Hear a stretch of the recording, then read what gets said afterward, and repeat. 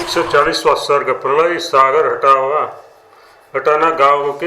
गांव में मुनि की ब्रह्मांड रूप से स्थिति, प्राणी के शरीर से बाहर निकालना आदि वर्णन। व्याघ्र ने कहा, महामुनि, ज्ञान यज्ञ सिद्ध आपके सदस्य पुरुष भी पूर्व वर्णित नाना प्रकार की प्रलयजन, श्रवण आदि विविध भ्रांत अवस्था को कैसे प्राप्त हुए। अतीत और अनागत सकल वस्तुओं के दर्शन में उपायभूत ध्यान रूप योगांग के प्रयोग से आपकी सकल भ्रांतियों की निवृत्ति क्यों नहीं हुई। महामुनि ने कहा, व्याघ्र, आकाश में भ्रांति ज्ञान रूप से सकल जगत कल्पांतों में भ्रांति रूप नाना प्रकार के विनाशों से विनष्ट होते हैं। क्रमिक प्रलय में योग द्वारा भूत और भावी पदार्थों के पर्यालोचन का अवसर रहता है, किंतु आकस्मिक प्रलय में तो मुझे अपना मौका ही नहीं मिलता।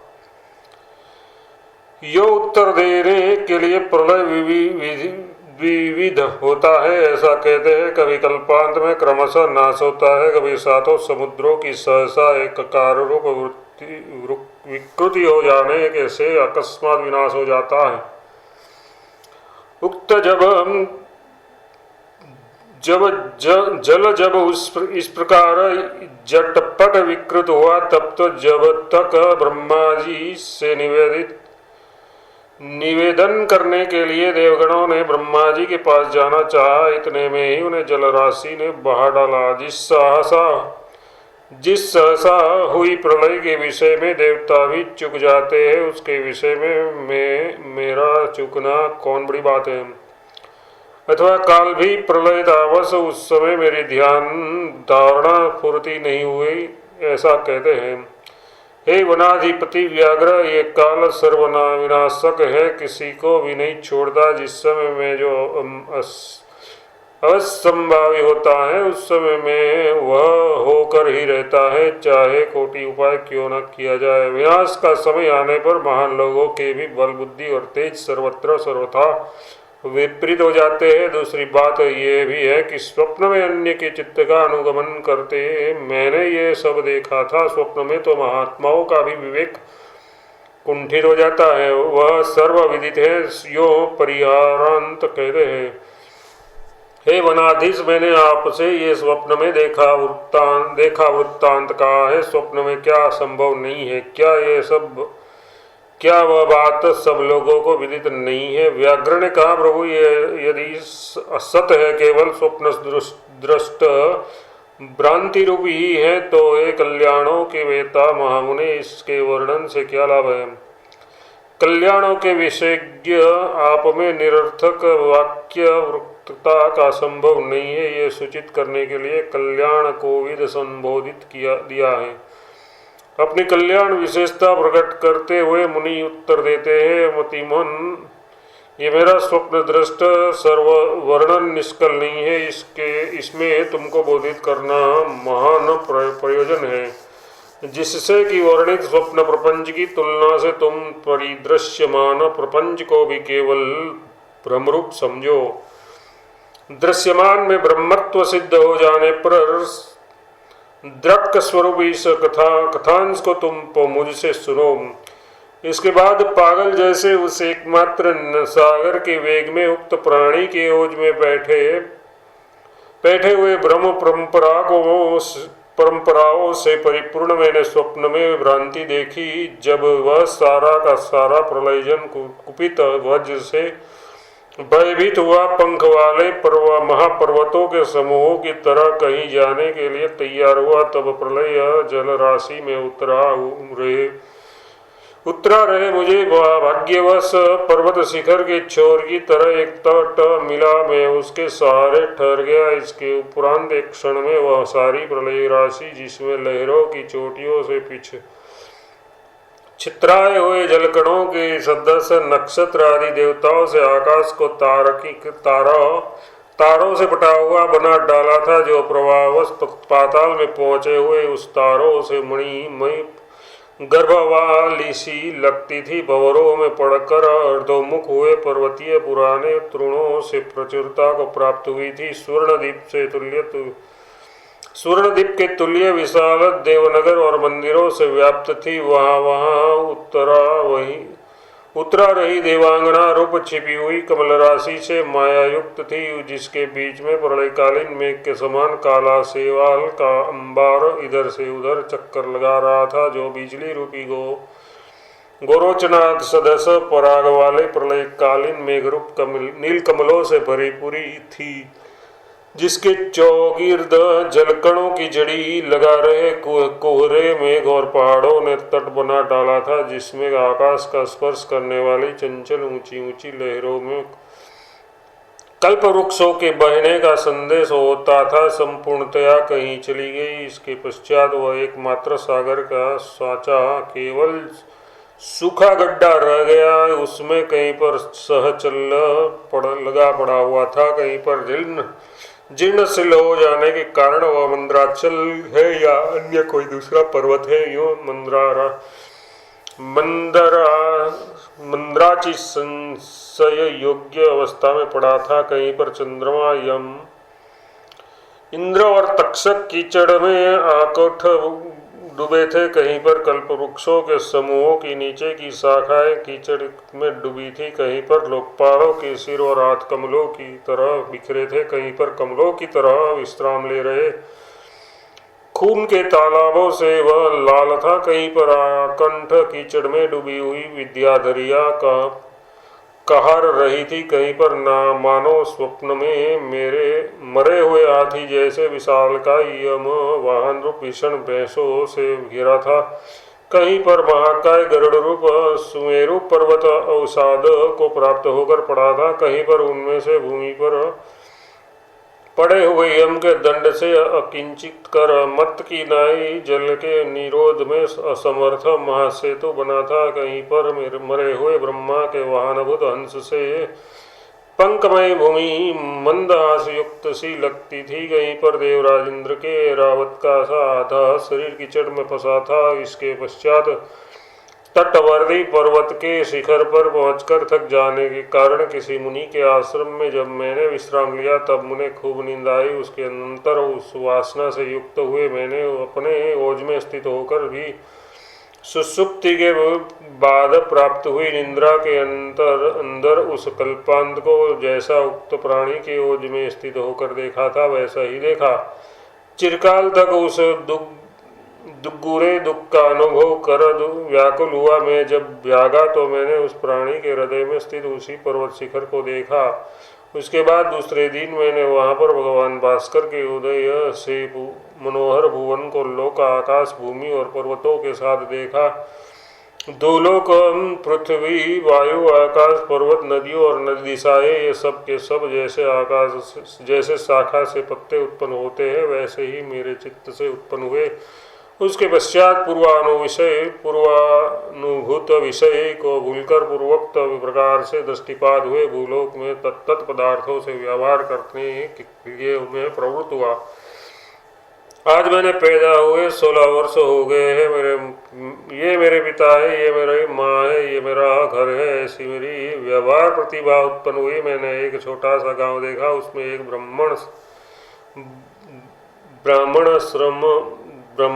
ब्राह्मणाश्रम देखा,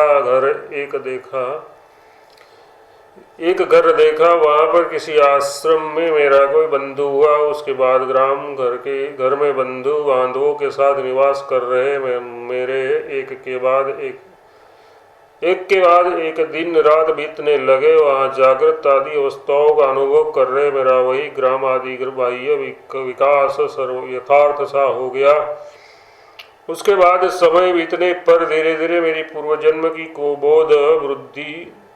बोध बुद्धि विस्मृत हो गई। जैसे पूर्व वर्णित दाम व्याकुल ख्याल में वासना शून्य कटकी मछलियों के साथ सहवास का आरंभ होने से पूर्व बोध विस्मृत द्वारा मत्स्या हो गई थी, वैसे ही मेरी भी ग्राम वास्तवता संपन्न हो गई। इस प्रकार उस समय मैं ग्रामवासी ब्राह्मण बन गया। मेरी एकमात्र शरीर में आसक्ति बद्धबुल हो गई। विवेक भूमि मुझसे कोसों दूर चली गई। मैं केवल शरीर को आत्मा समझता था, केवल स्त्री ही मेरे मनोरंजन की सामग्री थी, केवल वासना ही मेरा स्वभाव था और केवल धन के उपार्जन में ही मैं जी जाने से लगा रहता था। एकमात्र बूढ़ी गाय ही मेरी संपत्ति थी। घर के आंगन में गाय छाया के लिए मैंने सेम की लता लगा रखी थी। अग्निहोत्रार्थ अग्नि जीविकार्थ 2-1 बीघा खेत और गौ आदि वसु मैंने जोड़ रखे थे। धातुओं की वस्तुओं में एकमात्र कमंडलू का मैंने उपार्जन किया था। स्वल्प काल तक रहने वाली तुलसी आदि के पेड़ पौधों में मेरा बड़ा प्रेम था। मैं सदा लोकाचार में नगर ग्राम के आचार विचारों में निरत रहता था। घर के निकटवर्ती हरे भरे मैदानों में एक रस उठा बैठा करता था। प्रायः साग और साग के भरे बागों को सजाने संवारने में मेरे दिन बीतते थे। छोटी मोटी नदियों, झीलों, गंगा आदि पुण्य नदियों, तीर्थों और तालाबों में स्नान करने के लिए मैं सदा तत्पर रहता था। गोहरी, अन्न जल आदि लकड़ी और ईंट पत्थर का क्लेश से संचय करता था। वह कर्तव्य है, ये अकर्तव्य है, इस प्रकार के जालों से जकड़ता था। इस प्रकार वहाँ जीवन निर्वाह कर रहे मेरे 100 वर्ष बीत गए। एक समय दूर से कोई आत्मज्ञानी अतिथि मेरे घर आया। मैंने बड़े भक्तिभाव से उसका सत्कार किया। उसने स्नान कर मेरे घर में विश्राम किया और भोजन किया। रात्रि के समय सिंहा पर बैठकर उसने कथा कही। किसी कथा प्रसंग में जो उन अनेक दिशाओं को, देशों, पर्वतों के रीति रिवाजों से बड़ा मनोहर था तथा जिसमें खंड चिन्मात्र ब्रह्म ही यथास्थित रहकर भी जगत के रूप से विकसित है, यो समझाया। इससे केवल एकमात्र बोधमयता को प्राप्त हुआ। मुझे अपनी धारणा शक्ति से प्राणी के शरीर में प्रवेश करना आदि अपना पहले का सारा वृत्तांत याद हो गया। अपने पूर्व वृत्त की याद आने के पश्चात उसके पेट में बैठा था उस प्राणी को सकल जगत की अपेक्षा वृद्ध होने के कारण विराट रूप समझकर मैंने उसके उदर से बाहर निकलने का उद्योग किया।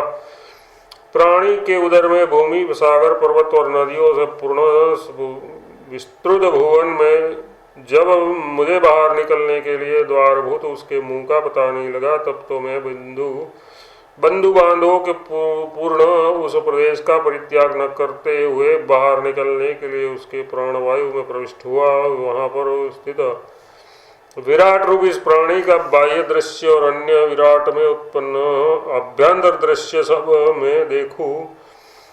इस बुद्धि से तदनुकूल उसके प्राणों में अहंभाव धारणा बांधकर मैंने उस देश का त्याग किया। जैसे फूलों से सुगंध वायु के साथ बाहर निकलती है, वैसे ही मैं उसके प्राणों के साथ बाहर निकला। पवन के कंधे पर सवार होकर उसके मुख द्वार पर आकार वायु रूप रथ से बाहर आया। बाहर आकर मैंने ये बातें देखी। कहीं पर्वत गुफा में शिष्यों से संकलित मुनि का आश्रम है। वहाँ पर पद्मासन लगाया हुआ मेरा शरीर पहले की तरह ही ज्यों का त्यों बैठा है। मेरी रक्षा करने में तत्पर मेरे सामने बैठे हुए शिष्यों का केवल एक मुहूर्त ही समय बिता था। जिस प्राणी के हृदय में मैं प्रविष्ट हुआ था वह भी किसी उत्सव में प्राप्त हुए अन्न से तृप्त होकर पीठ के बल सुख से सोया था। वह आश्चर्य देखकर मैंने किसी से कुछ नहीं कहा। कौतुकवश मैं पुनः उसी के दृश्य में प्रविष्ट हो गया। मैं पूर्व वासना से युक्त होकर उन बंधुओं को देखने के लिए उस प्राणी के हृदय के अंदर पूर्व अनुभूत ओज प्रदेश में जब पहुंचा, तब तक वहाँ अति भीषण युगांत प्रलय हो चुका था। उक्त भुवन धर्म अधर्म मर्यादा के साथ सर्वथा बदल गया था। अब वहाँ पर पहले से विलक्षण ही पर्वत खड़े थे, पहले से विलक्षण पृथ्वी थी, दूसरी दिशाएं भी दूसरी थी, लोक की बनावट में भी अंतर हो गया था। वे मेरे बंधु बांधव वह गाँव, वह भूमिखंड, वे दिक तट सबके सब वायु द्वारा बटोर कर उड़ाए गए से न मालूम कहाँ लीन हो गए थे। मैंने उस समय सारे भुवनों को पहले से विलक्षण स्थिति में देखा। उसके समय उसके सब अवयव अपूर्व थे, मानो वहाँ पर वह पूर्व जगत के स्थान से दूसरा ही जगत उदित हुआ था। वहाँ पर 12 सूर्य तपते थे, 10 दिशाओं जलती थी। एक खंडक से जमे हुए जल की तरह उसके सब पर्वत बलात् गलने की तैयारी में थे। प्रत्येक पहाड़ पर प्रत्येक दिशा में वन पंक्तियां जलती थी। समस्त पुरमणि रत्न आदि संपत्तियां जलकर राख हो गई थी। उसकी केवल स्मृति ही शेष रह गई थी। सभी सागर सूख गए थे। आंधिया सामने की ओर उठी थी। संपूर्ण भूमंडल अंगारों का ढेर बन गया था। पहले पाताल से, उसके बाद भूखंड से, फिर दिशाओं से ज्वालाएं निकलने लगी। शीघ्र ही सारा विश्व एक ही ज्वालामय मंडल बनकर संध्या समय के मेघों की तरह लाल हो गया। स्वर्ण कमल के सदस्य प्रविष्ट हुए मुग भृंग के समान उस जल ज्वालामयी घर के अंदर प्रविष्ट हुए। मुझे फतिंगे की तरह यद्यपि विदेह प्राप्त था, फिर भी दाह विकार दुख नहीं हुआ, क्योंकि मेरा शरीर केवल अतिवाहिक है, ऐसा मेरा दृढ़ निश्चय था। वायु की धारणा से वायु रूप बना हुआ मैं उस ज्वालामय प्रलय जल प्रवाह में बिजली की तरह बरखुबी घूमता था। ज्वालाओं की दग्धों को मैं चंचल शरीर होकर मैंने स्थल कमलों पर घूम रहे भंवरों के तुल्य शोभा धारण की। 140वां सर्ग समाप्त।